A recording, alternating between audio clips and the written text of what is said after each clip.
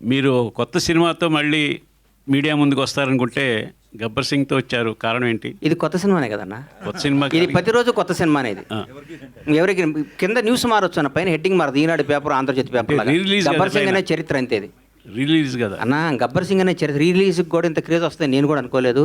అంటే పవన్ కళ్యాణ్ గారి స్టామినా అది, పవన్ కళ్యాణ్ గారి రేంజ్ అది. ఒక ప్రాపర్గా ఒక వ్యక్తి, ఒక సంకల్పం అంత గొప్పది. పవన్ కళ్యాణ్ గారు అంత గొప్పది. ఈ సినిమా, ఇది కొత్త సినిమా కంటే ఎక్కువ కలెక్షన్స్ వస్తాయి. ఈ మధ్య కొత్త సినిమాలు అన్నిటికంటే బ్రహ్మాండంగా ఉంటుంది.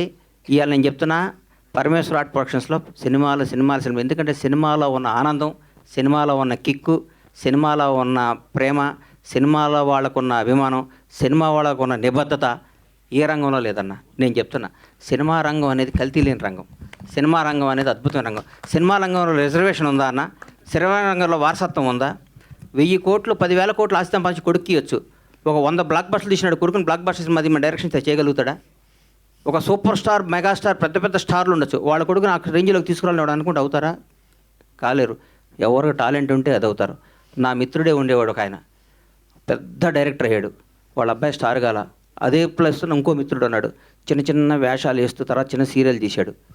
కట్ చేస్తే వాడు కొడుకు స్టార్ విజయ్ దేవరకొండ అయ్యాడు. ఇక్కడ ఇండస్ట్రీ అది గొప్ప కళామ తల్లి గొప్పతనం అది. ఎవరు టాలెంట్ ఉంటే, ఎవరి దగ్గర తెలివి ఉంటే వాడు నంబర్ 1 మీద కూర్చోబెడితే కళామ తల్లి.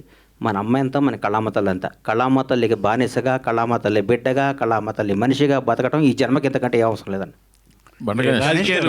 గణేష్ గారు, మీ నెక్స్ట్ సినిమా మళ్ళీ హరీష్ గారితో ఎక్స్పెక్ట్ చేయొచ్చు? 200%, 500% చెప్పే 1000%. మల్లె పువ్వుని తల్లో పెట్టుకోవచ్చు, దేవుడి దగ్గర పెట్టచ్చు, ఇంకో దగ్గర పెడతారు. డైరెక్టర్ అనేవాడు గబ్బర్ సింగ్ స్థాయి సినిమా తీపదన్న పేరు బండ్ల గణేష్ కదా, హరీష్ శంకర్. హరీష్ గారు, మీరు తీసిన సినిమాల్లో గబ్బర్ సింగ్కి చాలా స్పెషల్ ప్లేస్ ఉంది. అవునండి. పవన్ గారితో మీ సినిమా కోసం చాలామంది వెయిట్ చేస్తున్నారు. ఆల్రెడీ ఉస్తాద్ భగత్ సింగ్ టీజర్ అనేది చాలామంది కిక్ ఇచ్చింది ఫ్యాన్స్కి. ఇప్పుడు మీ నెక్స్ట్ సినిమా అదే ఇమీడియట్గా సెట్స్ మీదకి వెళ్ళబోతుందా? మొన్ననే కళ్యాణ్ గారిని కలిసామండి. మీకు ఆల్రెడీ మిగతా సినిమాల స్కెడ్యూల్స్ కూడా వస్తున్నాయి కదా. కళ్యాణ్ గారు మళ్ళీ హరిహర వీరమల్లు, ఓజీ, అలాగే ఉస్తాద్ భగత్ సింగ్ 3 రెజ్యూమ్ చేస్తున్నారు. సో నాకు తెలిసి ఇమీడియట్గా షూటింగ్ అదే ఉంటుండొచ్చు. డేట్స్ కన్ఫర్మ్ అయిన తర్వాత నేను మీడియాతో షేర్ చేసుకుంటాను. రీసెంట్గా మీరు చిరంజీవి గారితో ఒక యాడ్ డైరెక్ట్ చేశారు. మళ్ళీ చిరంజీవి గారితో సినిమా ఏమన్నా అప్పుడు డిస్కషన్ జరిగిందా? ఖచ్చితంగా అండి. చిరంజీవి గారు ఎప్పుడు కలిసినా, నేను ఆయన ఎప్పుడు కలిసినా ఫస్ట్ నేను మాట్లాడేది, సార్ మన కాంబినేషన్లో సినిమా అలా ఉండాలి, ఇలా ఉండాలి, ఇవే ఆడుకుంటాం. మన యాడ్ కూడా చాలా ఎంటర్టైనింగ్గా వచ్చిన యాడ్, ఆయనకి బాగా నచ్చింది. డబ్బింగ్ చెప్తున్నప్పుడు చాలా అప్రిషియేట్ చేశారు. సో నేను ఒక నేచర్ లా అని నమ్ముతానండి. మనకి నేను చెప్పే కదా, మిరపకాయ సక్సెస్ తర్వాత నేను వేరే ప్రొడ్యూసర్ దగ్గరికి వెళ్తుంటే కళ్యాణ్ గారి నుంచి కాల్ వచ్చి గబ్బర్ సింగ్. సో నేను గబ్బర్ సింగ్ తీసాను అనుకోను, గబ్బర్ సింగ్ సినిమా నన్ను చూస్ చేసుకుంది అనుకుంటా. నేచర్ కాల్ అది, ప్రకృతి సహజంగా వచ్చిన ఒక డెసిషన్, యూనివర్స్ కాల్ యాక్చువల్లీ.